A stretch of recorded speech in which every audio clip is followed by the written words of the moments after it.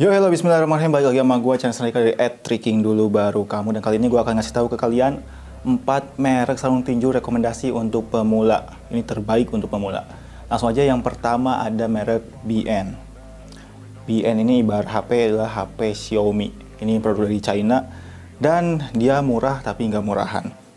Gue udah sempat bikin reviewnya, ntar gue taruh linknya sini. Dan dulu gue review yang warna putih, sekarang gue punya warna biru. Si BN ini bentuknya bulat kayak boxing klasik, kayak model-model jadul itulah. Dan ini udah sangat bagus banget.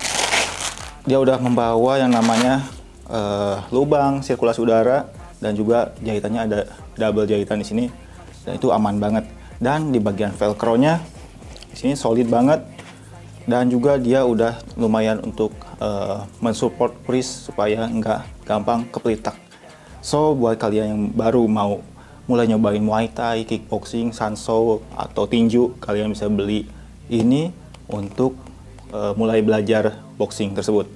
Dan ini harganya sekitar 350 ribuan. Di online pun banyak, dan gue beli di toko Jakarta Boxing, di Shopee, dan di Tokopedia ada. Silahkan kalian cari sendiri. Dan rekomendasi kedua adalah merek dari Pretorian. Ini dia, merek dari Pretorian. Entah ini adalah sub-brand dari BN atau gimana, gue gak tahu, tapi dia membawa desain yang sama persis dengan si Pretorian yang tadi. Bentuknya sama-sama bulat, dan juga lubang sirkulasi udaranya sama persis, jahitannya sama persis, tapi dia membawa nama Pretorian. Dan yang berbeda adalah dia itu motif-motifnya seperti petarungnya ya, seperti Sparta. Dan ya, ini sama persis. So, harganya pun sama, 350 ribuan. Dan ini adalah rekomendasi kedua. Pertama adalah BN, kedua adalah Pretorian. Dengan harga 350 ribuan, kalian bisa merasakan glove seperti harga 1 jutaan. Dan ini rekomendasi banget buat kalian mau belajar kickboxing, belajar Muay Thai, ini wajib dibeli untuk pemula. Tapi kalau kalian udah cukup pro, atau kalian udah cukup, atau kalian pengen invest di yang lebih mahal, kalian ada dana lebih, gue saranin ke merek yang satu ini, Hook Fight Gear. Ini adalah merek lokal. Kalau yang tadi si BN dan Pretorian itu adalah merek dari China, kalau ini adalah merek Indonesia punya. Di sini ada tulisan Hook Indonesian Brand. Dan ini di emboss pakai karet itu. Dan desainnya enak, unik banget, keren. Dan dia itu tipis. Glove yang modelnya kotak gini, modern gini. Enggak kayak si Pretorian ataupun BN yang tadi yang lebih berbentuk bulat. Ini lebih tipis, mengkotak, dan keren banget. Dan yang gue demen dari merek Hook ini adalah dia membawa velcro yang sangat-sangat halus. Ini nggak bakal merusak kalau nyangkut di jaket atau nyangkut di kaos kalian. Ini nggak bakal merusak kaos kalian.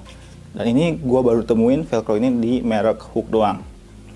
Dan harganya sekitar 550 sampai 700 ribuan. Kalian bisa temukan di official Hook Fight Gear, ada di online shop. Dan ini gue pakai 10 oz. Semua glove gue ukurannya 10 oz. Di sini udah ada lubang-lubang sirkulasi udaranya dan jahitannya jahitan ganda gini. Dan ini dari kulit sapi. Kalau tadi si BN dan si Pretorian itu dari kulit sintetis, kalau ini dari kulit sapi, which is lebih kuat dan lebih berkualitas. Dan kalau kalian pengen nyoba di harga yang sama, gue saranin ada Ronin Fightwear. Di sini Ronin ini adalah merek lokal punya juga, Pak. Dan bentuknya lebih kayak buat tinju ya, lebih kayak klasik gitu, setengah klasik dan setengah modern. Dan desainnya simple, dia cuma punya sablonan logo Ronin. Dan ini gue beli offline di tokonya langsung di Pademangan, di campnya Warrior. Dan ini adalah seri Contender Evo. Dan ini harganya sekitar 650-an sampai 700 ribuan lah. Ini kulit sapi juga, Pak. Dan buat kalian yang punya duit lebih, ya kalian mendingan dibeli yang harga-harganya antara 500 ke atas lah. Kecuali kalau kalian mau nyoba-nyoba dulu, takutnya kalian belum terlalu suka Muay Thai, belum terlalu suka kickboxing, kalian boleh beli yang BN dulu atau yang Pretorian dulu. Jadi nggak terlalu sayang kalau duitnya terbuang sia-sia. Nah, itu aja 4 merek sarung tinju atau glove terbaik menurut gua. Yang pertama ada BN, yang kedua ada Pretorian, yang ketiga ada Hook, dan yang keempat ada ini Ronin Fightwear. Dan gue ngincer Ronin seri yang lebih tinggi lagi sebenarnya. Gue lagi ngincer, tinggal gue check out aja. Ini adalah seri yang gue lagi incer. Aduh, malah bunyi lagi. Nah, di seri ini dia membawa velcro yang lebih solid lagi pak. Gue udah cobain dan itu enak banget. Even lu gak pakai hand wrap pun itu gak bakal terkilir. Tapi ya tetap aja lu harus pakai hand wrap, gue saranin. Dan semua glove gue adalah glove 10 oz. Ini cocok untuk latihan karena nggak terlalu berat. Tapi kalau buat sparring, gue saranin kalian naikin ke 12 atau 14 oz. Kenapa? Karena agar lawan sparring kalian nggak terlalu bonyok pak, dan juga agar tangan kalian nggak terlalu sakit pak. Karena kalau 10 oz ini busanya ya segini doang, tipis. Karena oz ini kan beratnya makin gede, angka di sini 12-14 makin berat. Nah, ketika makin berat itu kurang cocok untuk pakai latihan, untuk pakai padwork kurang cocok, tapi cocok untuk pakai sparring. Jadi sesuaikan dengan kebutuhan kalian. Sesuaikan dengan kebutuhan kalian. Kalau kalian mau sparring, kalian beli yang 12, 14 dan seterusnya. Kalau kalian kira-kira mau buat nurunin berat badan doang, buat padwork doang, ya kalian beli yang 10 oz. Atau mungkin kalau tangan kalian kecil, kalian bisa beli yang 8 oz. Tapi menurut gua jarang banget orang yang tangannya 8 oz itu, kecuali cewek dan masih remaja, baru dia cocok untuk 8 oz. Itu aja mungkin video yang bisa gue share di kali ini, dan ya simple aja, gue gak mau pakai b-roll yang gimana. Semoga bisa kalian pahami, dan mungkin kalian juga bertanya-tanya kalau kalian yang pengen jadi personal trainers yang ngelatih private ke rumah-rumah yang cocok untuk padnya itu yang cocok merek apa? Kalau menurut gue punya beberapa di sini. Ada yang Ronin juga. Wait, ini merek Ronin. Ini gede banget. Ronin ini bisa jadi multi pad. Lu bisa buat mukul, bisa buat nendang juga karena benar-benar lebar. Tapi kalau yang gede-gede kayak gini nggak cocok buat combo, buat speed latihan. Chip yang speed banget itu nggak cocok karena lu bakal susah banget meganginnya. Nah, gue punya yang kecil. Gue lebih sering pakai yang kayak gini pak. Ini merek BN. Sekecil ini pak. Kita masukin tangan kita dan sekecil ini. Kenapa gue suka yang kecil? Karena gue suka main speed. Gue pas ngajar private, klien gue atau murid gue pengen dia belajar speed, cepet banget, mukul, weave, mukul, roll. Jadi dengan ini lebih enak. Gue mainnya lebih enak ketimbang pakai yang gede-gede. Nah, gimana bang kalau yang kecil pakai nendang kan gak enak? Untuk nendang sendiri gue udah punya thigh pad atau pad paha. Pad paha ini lebih bagus daripada thigh pad yang Thailand itu ya, yang gede itu. Kenapa? Karena dia benar-benar dipasang di paha. Artinya ketika klien kita nendang paha kita, ketika member kita nendang paha kita, dia merasakan real sparring, merasakan nendang paha sesungguhnya, karena benar-benar posisinya di paha. Nanti gue kasih lihat. Sebenarnya barangnya seperti ini. Nah, ini gede banget, dan ini nggak bisa beli satu kiri doang atau kanan doang, nggak bisa.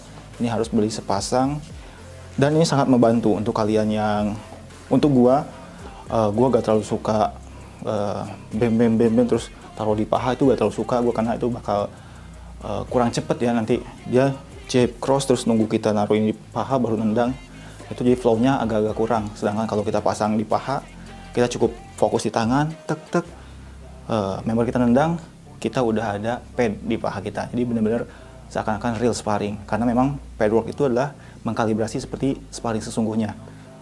Dan kalau middle kick gimana bang? Nah, kalau middle kick gampang banget. Middle kick tinggal kita, walaupun ini kecil nih, middle kick cukup ditempel gini aja, gak ada masalah. Walaupun kecil kita tempel gini aja, dan boom, ini udah bisa middle kick. High kick pun sama, kita tempel, ini udah cukup. Karena kalau ditempel gini ya jadi cukup buat nendang. Sebenarnya gini pun cukup, tapi kalau kalian ragu-ragu ya lebih baik kalian pakai itu yang lebih gede.